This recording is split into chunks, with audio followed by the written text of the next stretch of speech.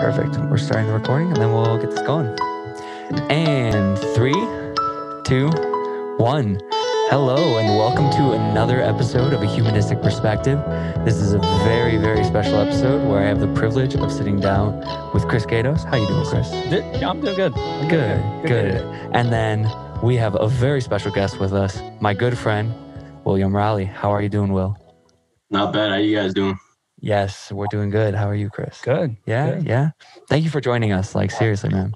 So, Glad to be here, man. Glad I can help out any way I can. Of course. So how you been? What you been up to? Catch me up to speed. It's been a second since I've seen you. Right now, just getting towards the end of the semester, looking at summer jobs, getting back to work, looking like I'm going to be going back to tree cutting. So, love it. You're bucking trees. Where were you doing that at? What place again? So Van Kuren Tree Services in Newberry, Ohio. I mean, I love it. It's a great job. The tree business has a lot of money in it that people don't expect. And, it's not the hardest thing to learn. You just got to have somebody that can teach you. And I was seeing on your Snapchat stories, too. You guys were clearing out trees. And I was like, hey, man, I was like, dude, that's right up your alley. We're actually right now, it's really funny you say that for the business. We're looking for a subcontractor, a full-time subcontractor for bucking for us. And taking down big boys. Yeah, because we got a couple clients that have been wanting them down. So. Yeah, I mean, you gotta, especially when you're handling stuff like that, it's safety first, and you gotta make sure you got the right equipment and guys knowing what they're doing. So yeah, you can't just give any numbnuts a freaking saw. Yeah, chainsaw. Anybody can run out with a chainsaw. Don't mean they know how to cut a tree. Facts. But yeah, so you're finishing up right now. How's hunting been for you? How's the season going? How's it? So duck season went really well. We got about 836 birds. So now how long is that season for you? Like, how long do you usually go out yourself? So the season, teal and goose season starts before regular duck season. That's in like September, early October. Okay. And then regular season starts right around mid-October and goes till about mid-December. And with COVID hit, I was online most of the time. So my grandfather and I were able to go out a lot more this season. And, we just had a blast getting out there. And we had a lot more days where we didn't get any ducks, but it was still just a blast to get out in the marsh with my grandpa and our buddy. He helps us go out there and guide. And it's just a blast to get out in the marsh and not have to worry about it. Yeah, we got our dog. She just turned 11 about 2 weeks ago. No kidding. Wow. And so she's got about one season left in her before we got to get a new pup. So she's on the back end of her retirement, getting ready to go out. So you're gonna help train the new puppy. Yeah, so we'll use her to kind of give an example for the puppy. Cool. So we'll take her out this season with the new dog, and then next season, after this upcoming season, she'll go out with the new pup, but not be the main dog that we use. She'll just kind of be there as like a guidance for the new pup. Oh, okay. And then just to keep her around, we'll throw her one in the back so she can go around and feel like she's still a part of the team. A participation trophy. Yeah, participation award. Yeah, but so hunting went really well. We got 4 deer off my grandpa's property this year. No kidding. My buddy Brady Ulam, he goes to BW as well, play on the football team. We got him out there. He got 2 deer. Had to track 2 of them over 1.5 miles, and the other one was about 2.8 miles with the trail and all that. Wow. So there's just one tip I can give to any bow hunter. It's make sure you practice and practice and practice.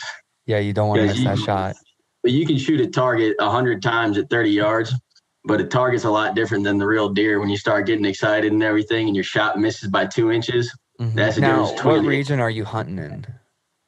So we're in Chagrin Falls, which is right next to the Chagrin Falls National Park Reservation, kind of. So our property runs up right next to the Chagrin River. So we got about 20 yards from where my setup is to where the park goes, and that's restricted hunting areas. Nice. So it's kind of our way of getting the deer to come over and have a little friendly visit, That's smart. I like that. But nice. So we got a ton of venison, ton of jerky, Man, that was one of my favorite burgers. parts of being at school, is when you're like, oh, birds are in. Oh, venison's in. I was like, those are them. Have you started fishing yet? Yeah, we've actually been going a lot. Brady and I have. We caught a lot of trout, caught a lot of bass. They're just pre-spawn, getting into spawn. The bass are, so they're really hungry and they're ready to hit. I mean, right now is about the time when you'll catch some of the biggest bass of your life because it's the pregnant females. So we were catching 5-6 pound bass 4 minutes away from BW, which I was mind blown because we saw this little spot and, we're like, dude, there's got to be fish in there. Right. I was like, yeah, I don't know. It's a little early. So we just threw a lure in. Next thing we know, we got 4 or 5 pounders left and right. And it was just having a blast. That's a great day. Those were the good times. I remember when we went out, man, and we're like, all right, let's see. We'll just go try out this spot, just drive around, find a freaking spot.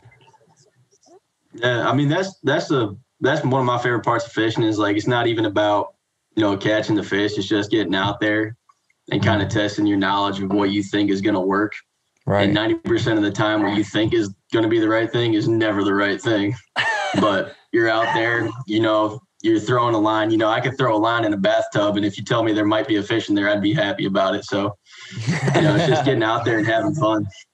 Yeah. Chris, cool. you just finished up a good season of ice fishing, right? Yeah, that was fun. Yeah, my first time on Lake Winnebago. Yeah, Battle on Bay. Ice fishing? Yeah, that was fun. Yeah, ice fishing, I mean, we do a lot up here on Lake Erie. The past couple of years, it hasn't really frozen over yet.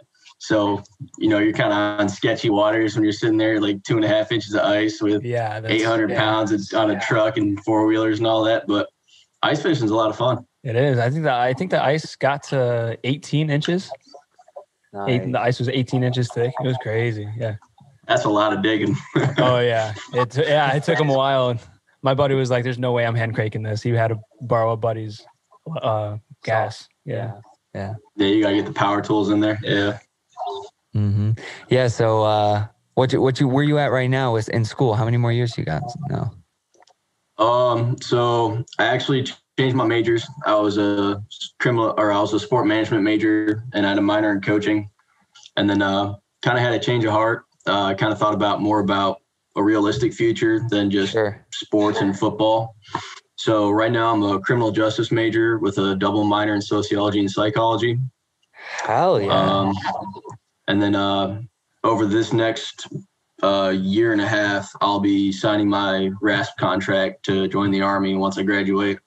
No kidding. And then the plan for that is graduate, join the Army, and then I want to follow my uncle's footsteps in the Rangers. So that's the goal.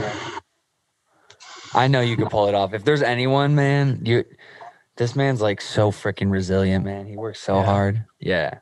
And seriously. And dude, you're really freaking like, you're clever. Just the way like you think about even going out fishing, or like, that was one of my favorite parts, was just watching your process. That I could not get over that. Do you like how young were you when you first got into hunting? So my grandfather first took me out with him. I was about like 3 or 4 years old, and he'd have the shotguns. His buddies would have the shotguns, and to keep me involved and entertained with it, I had a Red Ryder BB gun. Nice. So anytime that a duck would land, they would let me shoot it with a Red Ryder BB gun, which ain't going to do nothing to the duck, but they would shoot over top of me and get it. And then they'd be like, "Oh, you got it. That's awesome. That's great." I mean, I've been fishing my whole life since I was about 3 or 4, and hunting. I just started getting comfortable hunting on my own. I've always been hunting with my grandfather, and really deer hunting kind of is where he let me start branching off and going off on my own, because he said, I've taught you enough. Duck hunting's the next step, and I'm not quite sure I'm ready for that yet, because that man can blow a call like no other man is ever on this earth. I mean, really?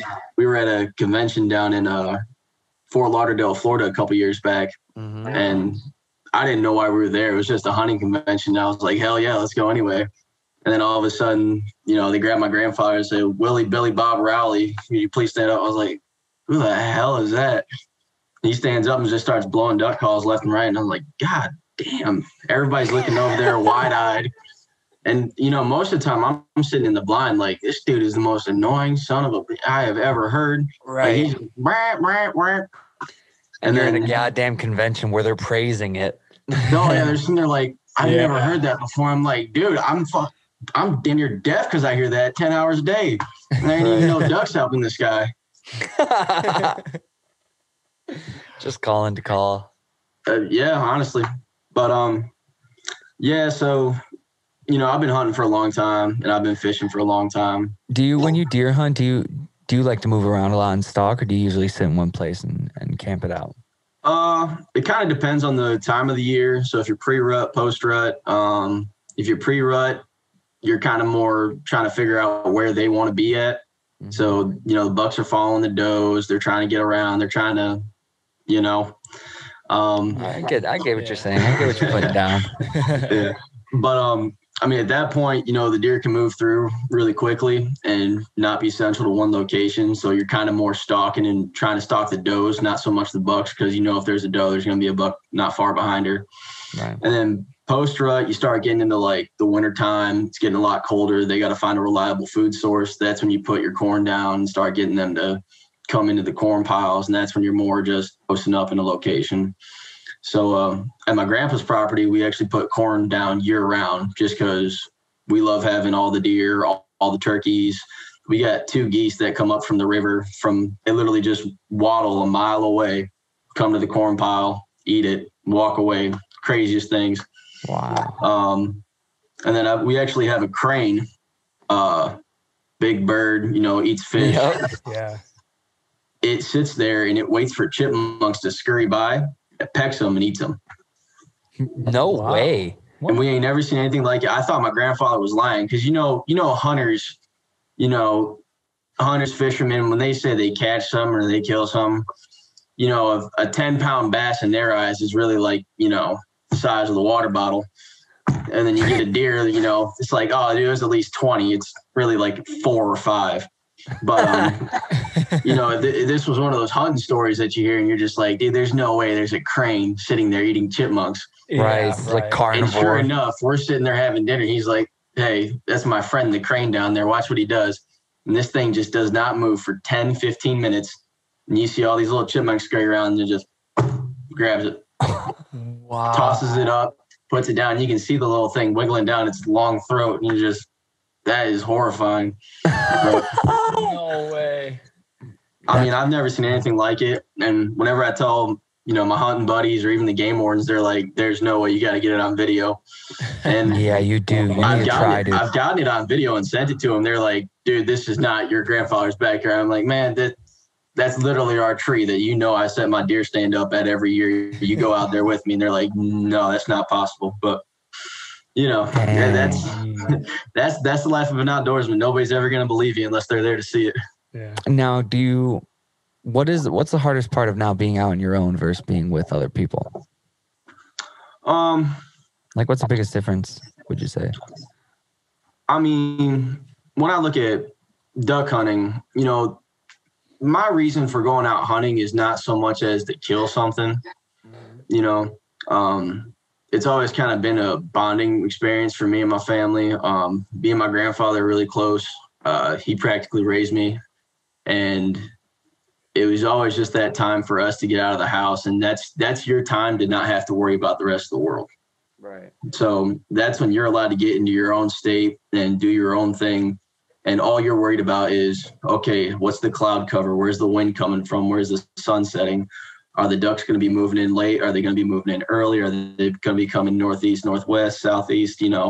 So I think that the biggest challenge for me moving on by myself is just kind of getting that, my grandfather's getting older. He's 71 years old. He's got a few years, another 10 years max I'll give him. He's a pretty healthy old guy, but it's just kind of like getting into that process of like, all right, pretty soon it's going to be time for me to pass this on to my son and then on to my grandson.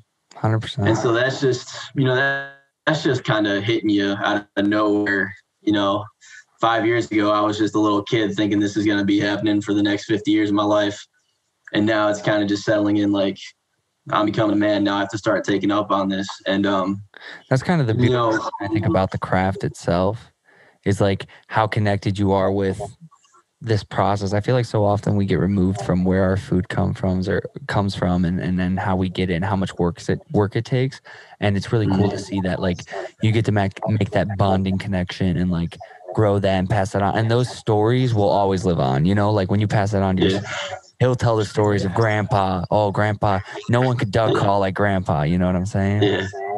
Yeah. I mean, that's the beautiful thing about hunting is just, it's not so much going out there with the purpose of taking a life. Right. It's the purpose of, I mean, so our duck hunting camp, for example, is a prime example of one of the reasons why.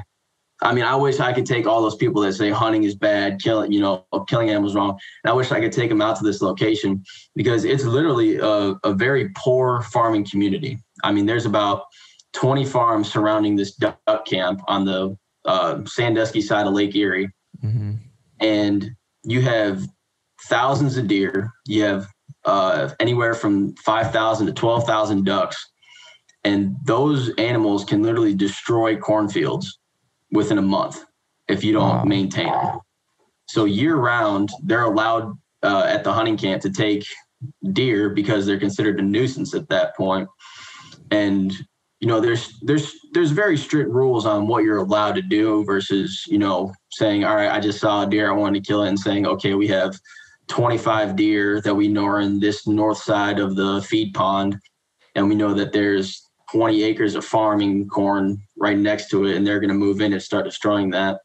So, you know, it's not so much about taking the life of an animal. It's, okay, how do we preserve this community so that, first of all, their corn isn't going to get wasted, because if they don't have corn, they don't have a harvest. That means that they're not making money, first of all. But secondly, that's corn that's feeding us. You know, that's corn that's being bought by bigger name brands that are getting sold throughout the country. So if you're taking away these communities' ability to produce what they're good at, you know, you're destroying our farming. But at the same time, you know, overpopulation within certain animal groups is a real problem. I mean, ducks are. Talk about the hogs, bro. Hogs, man. Yeah, down south. I mean, those are just nuisances. They eat everything. They destroy everything. But people, all the insects, everything. But someone will sit there and say, "Oh, that's piglet." Well, you know, I understand where you're coming from. But the moms can breed 7 at a pop, you know what I mean? And really quickly. Oh, yeah. I mean, they breed very fast and they grow up very fast. And they are super aggressive. I mean, they'll attack dogs, they'll attack children, they'll attack livestock. And it's an extreme problem that they have in Florida, in Texas, down in Arkansas, Louisiana, New Orleans. I mean, we've gone out there sometimes and we go, and they take you in a helicopter. And you'll have, I mean, we take our Blackout 300s, but there's a bunch of videos of it on YouTube and stuff. You can see all the time.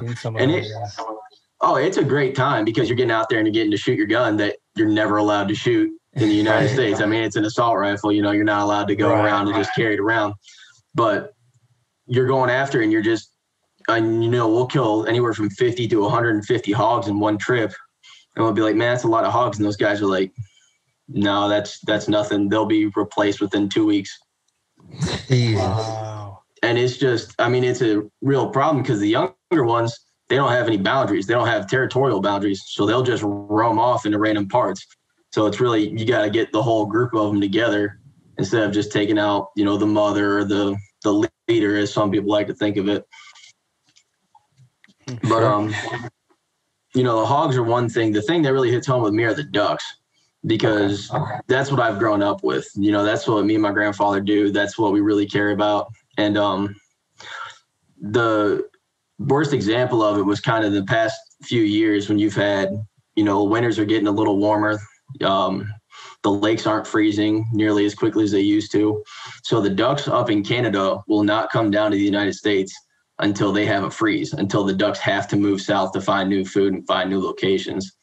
So with the water temperatures staying warmer than freezing, without there being a real big snowfall to make them have to move out, they can just sit in these locations. In Sandusky, for example, I mean, there's a lot of ducks on the Sandusky rivers and all that, but the ducks will literally get moved down from Canada because it's colder up there first. Right. And then they'll just sit in these little farm towns in Ohio, and Ohio won't freeze because Sandusky, I mean, I live in the snow belt out on the east side. And if you get 1.5 inches of snow in Sandusky, we're looking at anywhere from 1 foot to 2 feet in out where I live at. So it's a real big difference, and the lake's not freezing. So these ducks have no reason to leave. So they're just sitting there destroying these farming communities. And we're going out there. I mean, we're getting our 18 ducks a day, but killing those 18 ducks can provide life for 5,000 new ducks down the road, because you're getting rid of competition for food. I mean, that's the biggest problem, especially when they're all piling into one location, is they're all trying to eat. They're all trying to get ready to make a big, long trip down south. And if there's no food, a bunch of them are going to die out in very sad and depressing ways.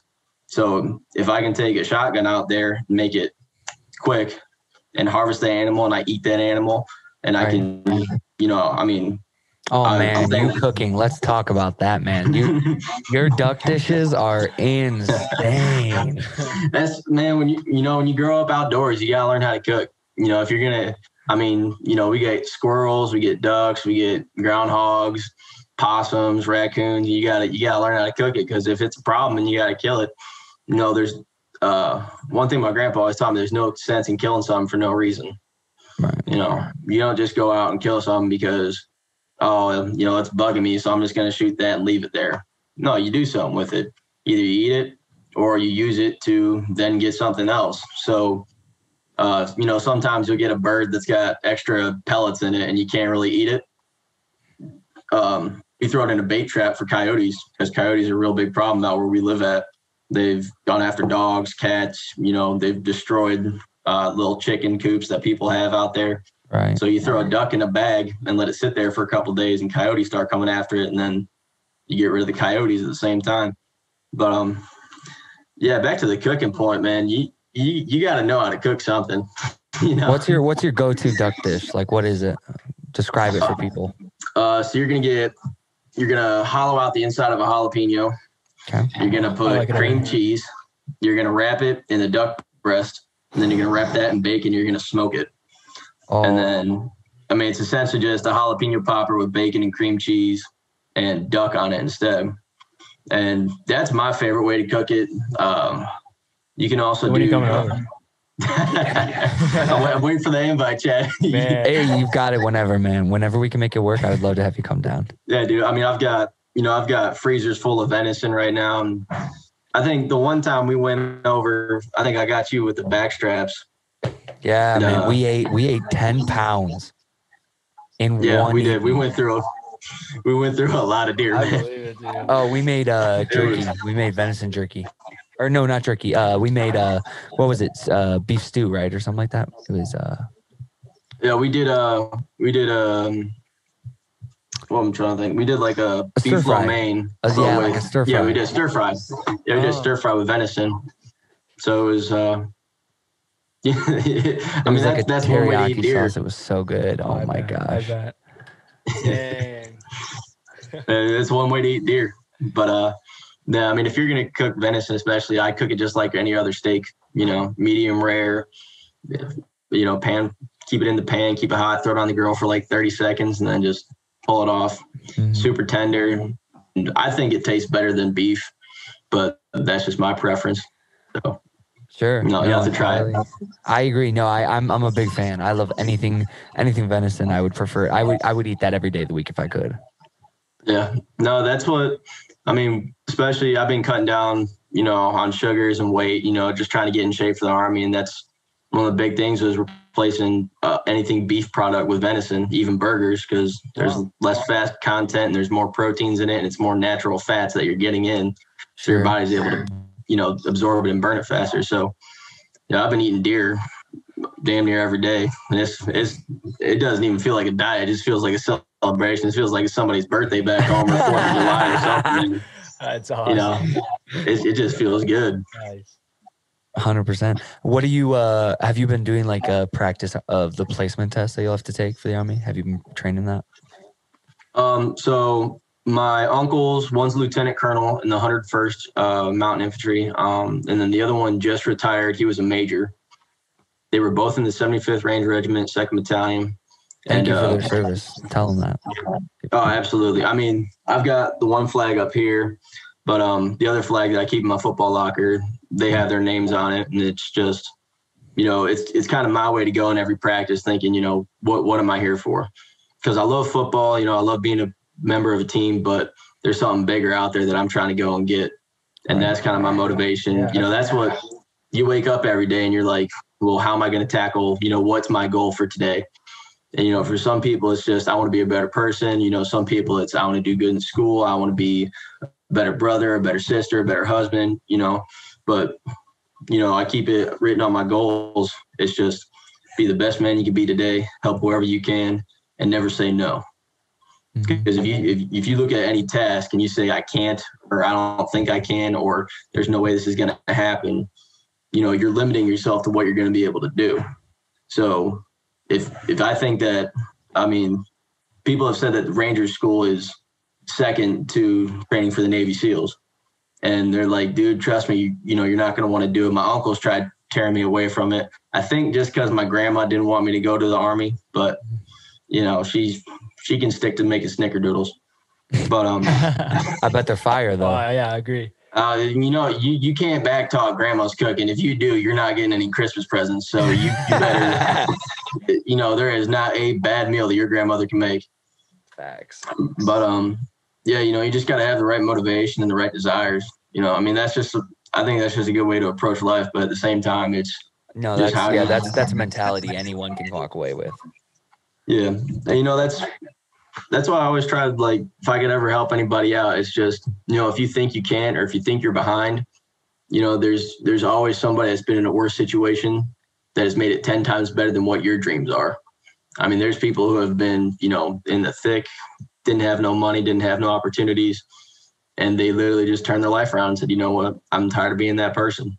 And I got the right motivation. I've got the right mindset. I'm not going to give up. And they go out and grind out.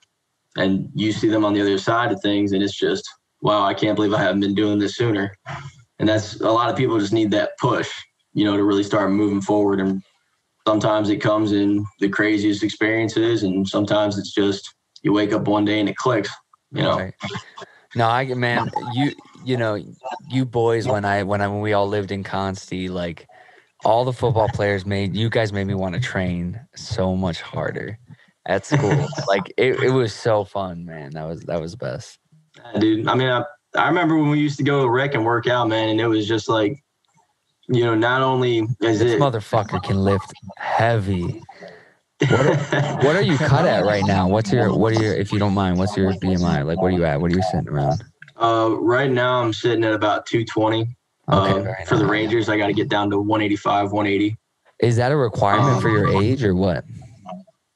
No, that's just a recommendation for size. It's not written down that you have to be this weight, but that's just from guys that I've talked to that have been in the service. And they say, if you really want to be able to be fit and be able to manage a lot of the stuff that they're going to have you do, you're an athlete. So they told me I was an athlete, so I got to be able to manage my own weight and manage the weight of somebody else. But at the same time, I don't want to be 215, 220 pounds, having to carry another guy who's 180 pounds, along with an 80-pound sack on, along with a rifle, along with trying to maintain everything. Right.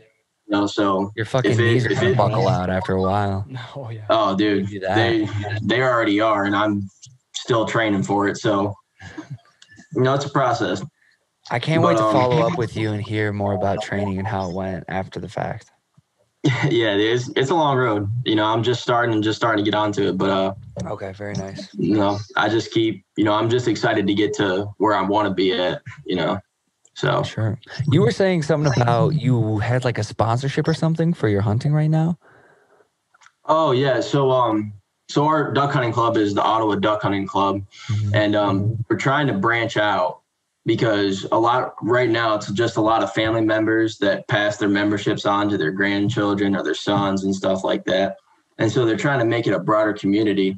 So they're starting to come out, I don't have the hat with me right now, but they were giving members, Ottawa Club, and on the back it'd have our last names.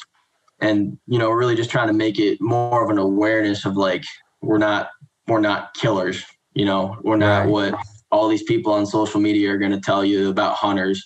We're not drunk ass rednecks either. You know, like we're out here for a purpose. We're hardworking guys, and this is our way of relaxing and helping out a community as much as we can. So that's kind of what we're trying to get to. It's a brand new idea just because we're trying to get more funding into these farming communities and get more people around.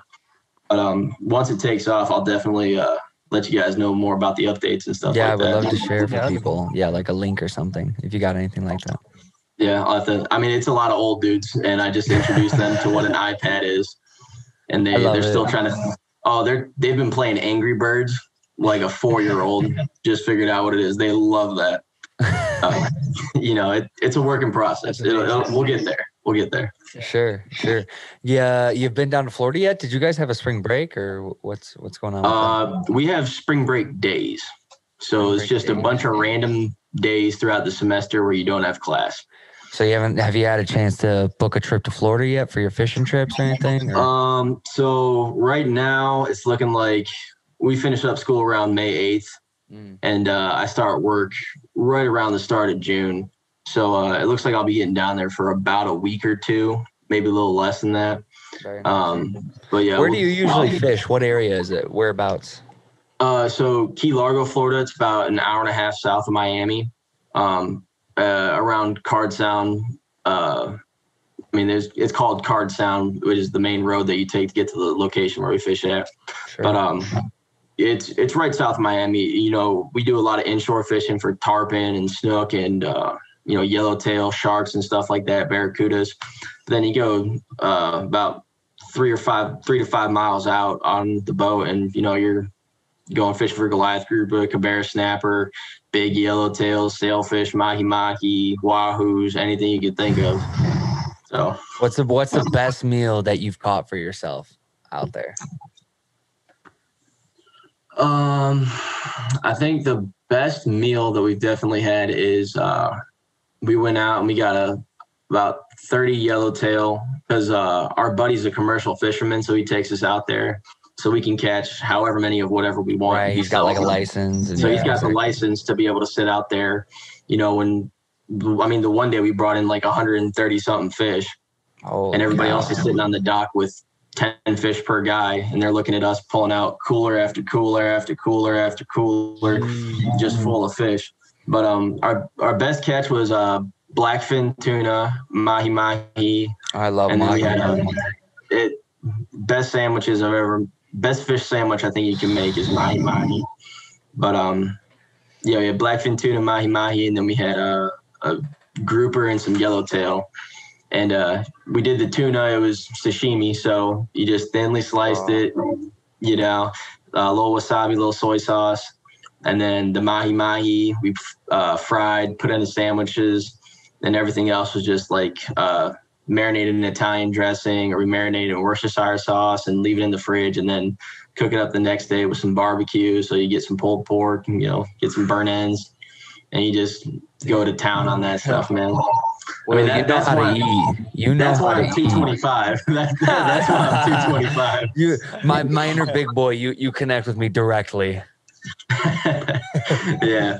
I can put away 12 fish as easy as I can put away 12 donuts. So, I want to go with you sometime when we can line it up. I would love to do a trip, not anywhere, like whether we go duck hunting or whatever. Yeah, dude. No, definitely this summer. I mean, you're at Illinois, right? Yeah, it's not too far. It's about 5 hours. No, that wouldn't be nothing for a weekend trip to go fishing or something like that. Just, get down there and figure some stuff out. That would be fantastic. It'd definitely be worth it. So much. How is everything good with the fam? Yeah, everything's going good. Everybody's healthy. Everybody's happy. Good. Managed to avoid all the COVID nonsense. Yeah, exactly. All the BS going on. Yeah. So, just got to deal with some blue hairs and some Karens, but it's okay. I'm sorry, man. Hey, we're rednecks, and when you get to like a certain group or a certain county line, and you start getting to those stop signs, and you start seeing all the signs and all that, and you're like, man, I'm really disappointed. But you know what? It's okay, because I can flip you the bird and leave some exhaust in your driveway, so it's fine. So I wonder, what's your like most prevalent hunting story? Like that you remember, or like like like the best experience? I don't know. I'd probably have to go with it was one of the days. So this was probably when I was like 6th grade, 7th grade maybe, and we were out duck hunting, and you're allowed 6 birds per man. So it's 1 head mallard per guy, total of 3. And then off of that, you kind of have your own limits. So you got a certain number of pintails, certain number of drake mallards, certain number of teal, widgeon. So we were at 16 birds, and we had about 15, 20 minutes left of shooting, and we needed 2 more basically to get our 18. And our guide, his name's Tony, and he's a real good friend of ours. I mean, I've known him my whole life. My grandfather's known him for a long time, and he's family pretty much to us.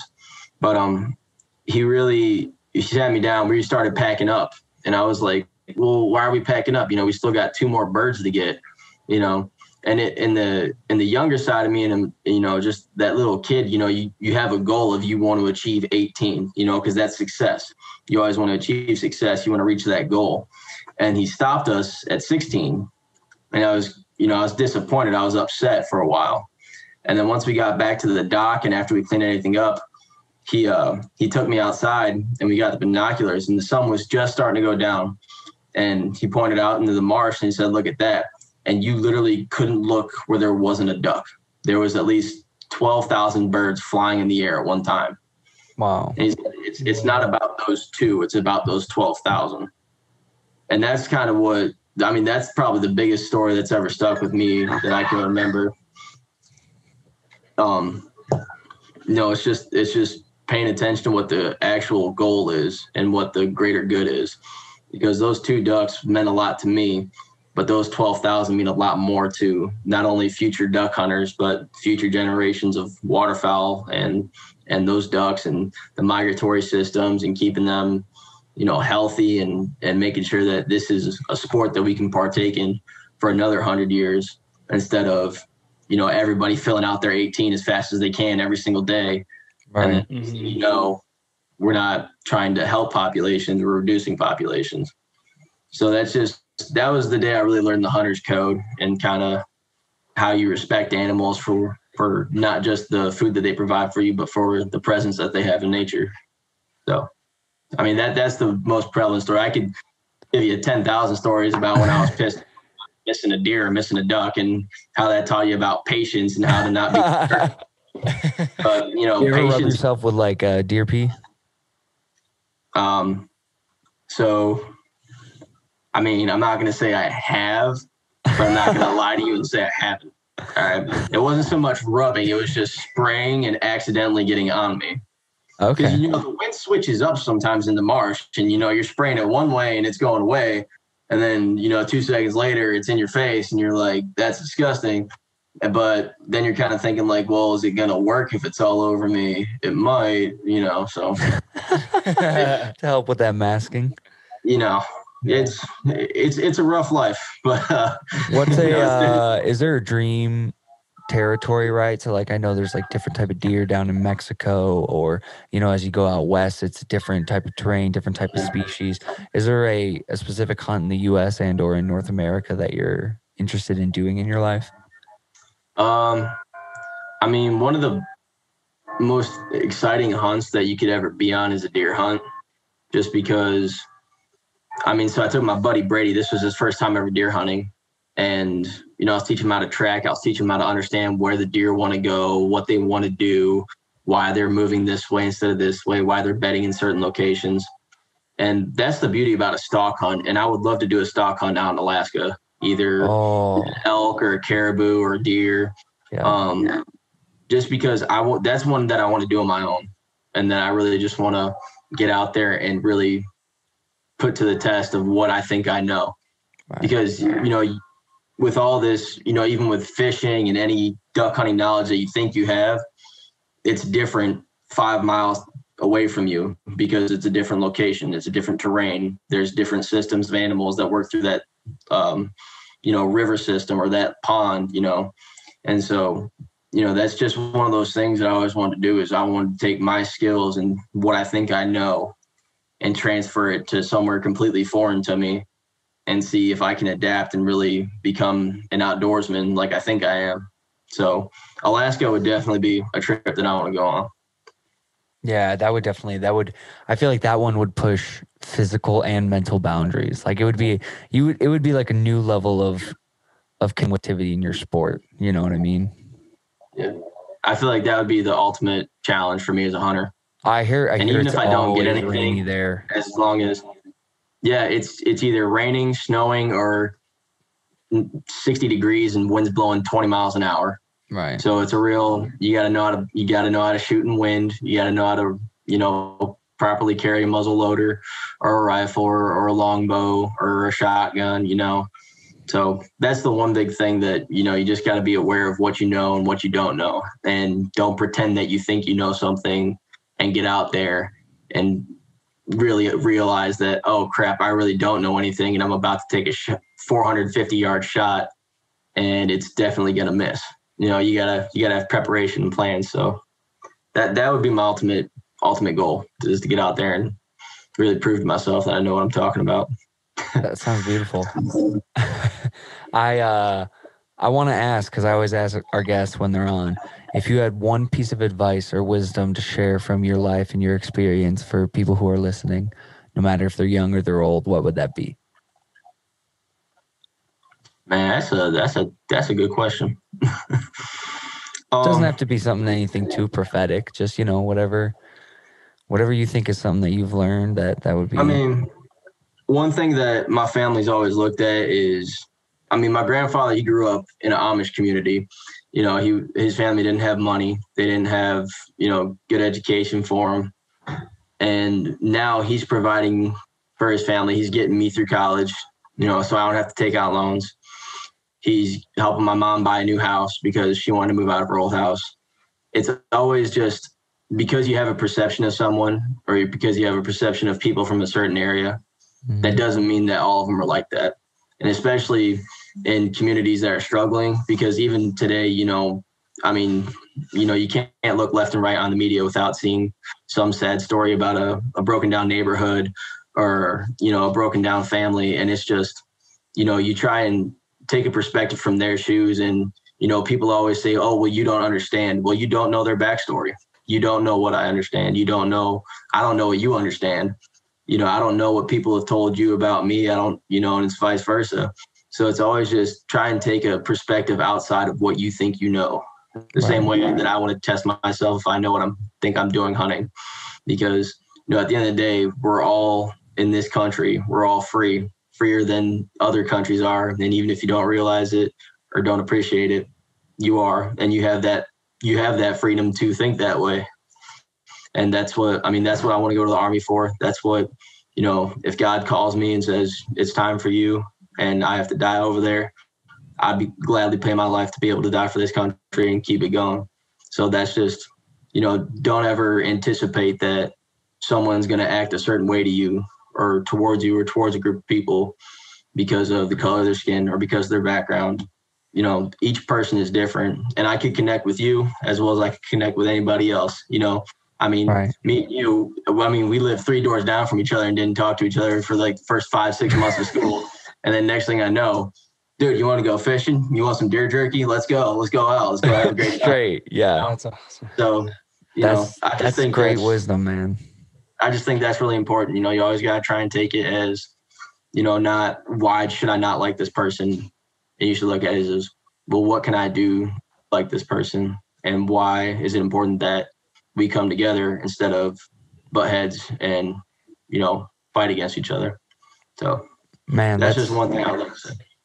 That's great. I love that. Thank you. Thank you for coming on, and thank you for, just making that decision and wanting to take that sacrifice to preserve something that you love so much and go to that next step of like joining the Army and actually committing to like serving our country. That's really admirable. Absolutely. I'd do it 1,000 times over if I could. Yeah, I feel like I always remember us talking about that in school. It was always something that was sort of there in the back of your mind, especially when like you were starting and stuff. And, it's just, it's one of those things, I see my uncles and, like those guys are my heroes. I look up to them. And Pat Tillman is another great guy. Chris Kyle, that, these are the famous ones that everybody hears about. And, you look at them and it's like, wow, those guys really are heroes. But then there's thousands of other guys that are in the Marines and the Navy and the Air Force that, nobody ever appreciates. And it's like, yeah, those guys go through it too. They're heroes. So, it's not so much that they want the recognition. It's that they just want to be fighting for what they're proud of. Yeah. And that's what the ultimate goal is for a country kid. I love my land, I love my family, and I love my country. So before we wrap it up here, I want to ask, where do you see yourself real quick? It doesn't have to be perfect, but 5, 10, 20 years. Give me a quick projection of what you see those. 5 years in the Rangers, 10 years, have my career in the Rangers, about ready to wrap up and looking towards joining the Green Beret. And then 20 years, retire from the military and become a game warden. Oh, I love it. That sounds like a perfect path, actually. That sounds good. I've had a lot of time to think about it. So, when you're out in the woods and there's no deer, you don't have much to do except for think about random crap. So, seriously. All right. I think we're just breaching over an hour there, and want to thank you for coming on. And that was a quick hour. That was a very quick hour. Seriously. That's the beauty of shooting these. Like, so we'll have to run another one back.